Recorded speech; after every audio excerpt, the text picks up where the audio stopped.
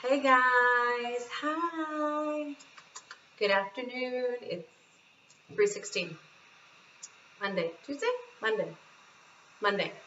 It's Monday.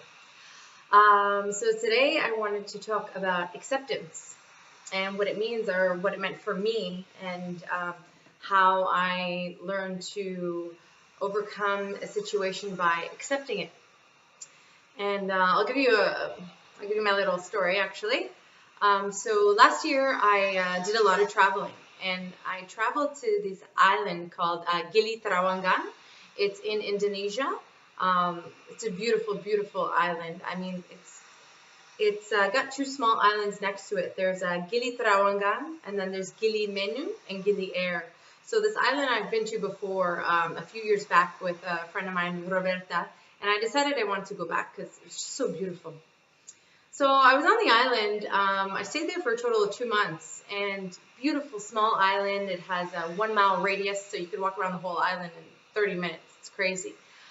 And so, doing my little island life, eating, sleeping, my own itinerary, whatever I wanted. And after a couple weeks, around 5 o'clock every day, the power would cut out, and there would be no power, lights, no water, no nothing, no power. And so, you think it's fun for a while. It happens every day for about an hour from 5 to 6. Doesn't even faze you. So then it was probably the third week in, and I went out with some friends. We had a good time. I was really tired. I went to bed, and 1 a.m. the power went out, and my fan stopped working. So when you're on this island, you're staying in these tiny little huts, and there's no aircon. There's no air conditioning. We call it aircon here. So you just have a fan. So the fan stopped, and I was like, oh no, I need a fan. It's hot.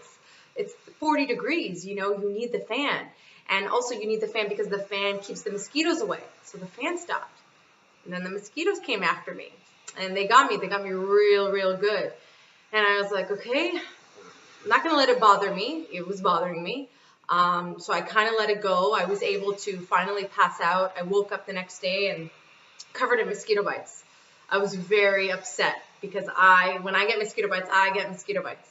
So then, had a normal day, and then the next night, the same thing happened, 1 a.m., and I couldn't sleep. I couldn't sleep at all. I tried. I was tossing. I was turning, and I was awake. I was hot. I was sweating. I just felt all sticky. I felt dirty. The mosquitoes were attacking me. The geckos started coming out of everywhere, and I was like, oh my God, this is not happening right now. And then finally, you get so exhausted that you pass out. So it was around 4 a.m. and finally I was passing out, and I was so happy. And then the call to prayer came on. See, Gili Trawangan, it's a tiny island, and it's predominantly Muslim. So they have a call to prayer every morning at 5 a.m. And my room was next to the church. And if I'm sleeping, it's fine. I'm passed out. I can't hear it, but I couldn't sleep. So call to prayer. 2 hours. I'm up. Okay.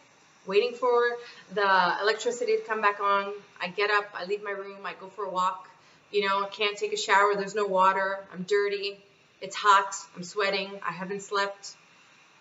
I'm eating because I'm bored, and I'm complaining, and I'm complaining, and I'm getting upset, and I just want to sleep, and I just want to shower, and and I'm complaining, and I can't stop complaining, and yet I'm surrounded by paradise, but I'm so upset. And so then it was 7 o'clock at night, and there was still nothing. No electricity, no running water, nothing. Went to sleep, couldn't sleep. Next day, same thing.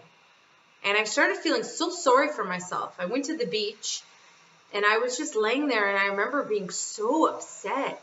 And I'm laying there, and I'm dirty, like I went in the ocean, but still it's different when you haven't showered and you're sweating and you're not sleeping and you're covered in mosquito bites, and you have to spend all the money you have, not all the money you have, but you have to spend a lot of money buying bottled water, just so you can have some sort of a shower.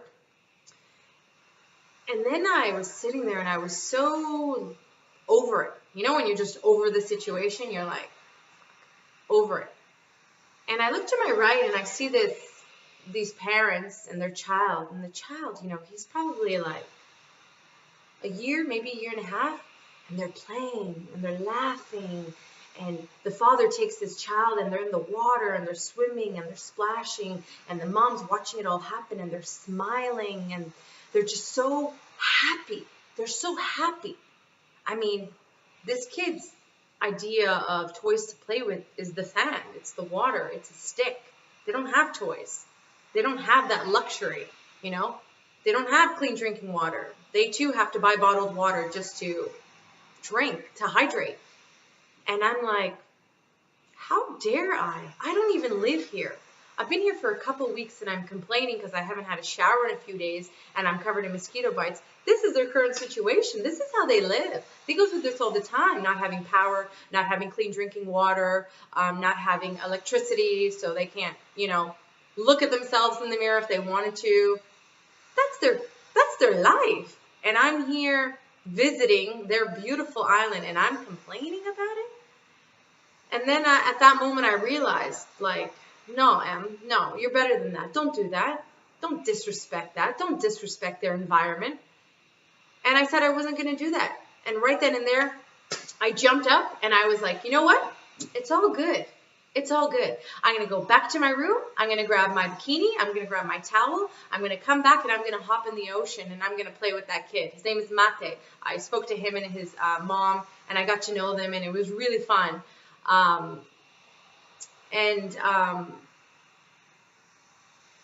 Yeah, so I quickly said I was just going to go back to my room. I was going to grab my bikini and my bathing suit and I was going to come right back and I was going to hop in the ocean and I was just going to enjoy the rest of the night, enjoy the rest of the evening. So I ran back to my room so fast because I accepted it. I accepted my current situation. I accepted the fact that there was not going to be any water. There was not going to be any electricity. It just wasn't going to happen. And I probably wasn't going to sleep for the next couple nights. That's okay. I accepted it.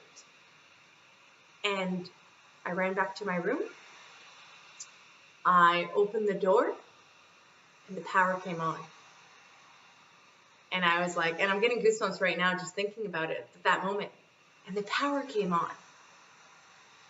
I mean, it was only when I finally accepted the situation and I was able to realize where I was going wrong and how ungrateful I was becoming.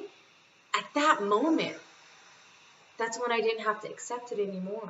That's when the universe said, now that you've accepted the situation for what it is, and you're no longer complaining about it, you're embracing it, and you're doing something positive with it, here you go. So needless to say, I took a quick shower, and I took a nap. But the next day I saw Mate and his parents again, and I played with them, and got him a little toy. It was good. It was fun. So that's my tiny little example story for you on acceptance and how sometimes it just takes that. It just takes that moment of accepting your situation, your surroundings, whatever it is you're in.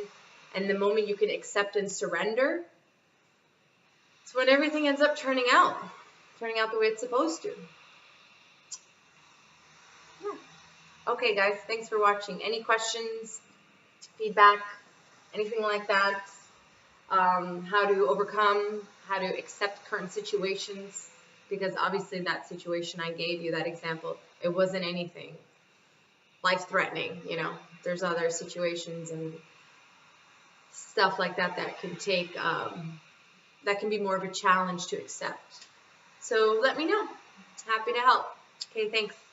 Ciao.